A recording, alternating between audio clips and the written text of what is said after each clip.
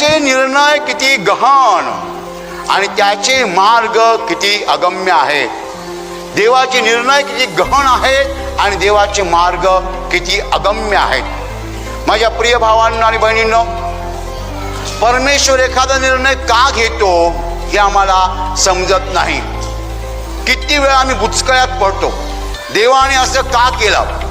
Hallelujah, hallelujah. एखादा माणूस दुसऱ्याला सांगतो किंवा एखादी बाई सांगते विशेषतः, काय ग तुला मुलीच का, एक पण मुलगा नाही का. बिचारी लाज वाटते, बिचारी लाज वाटते. काय करणार. काय ग तुला नुसते मुलीच का, एक पण मुलगा नाही का. आणि मग हिचं लग्न होतं आणि हिला पण मुलीच होतात. बरोबर. देव म्हणतो असं बोलली का, मग मी बघतो.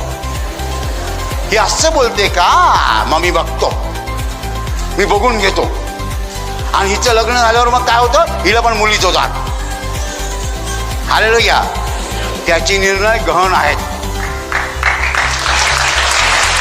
Hallelujah, hallelujah. परमेश्वराचे निर्णय गहन असल्यामुळे लोक देवाला समजू शकत नाहीत. का बरं माणसं देवाला समजू शकत नाहीत? कारण देवाचे निर्णय गहन आहेत, समजायला कठीण आहेत.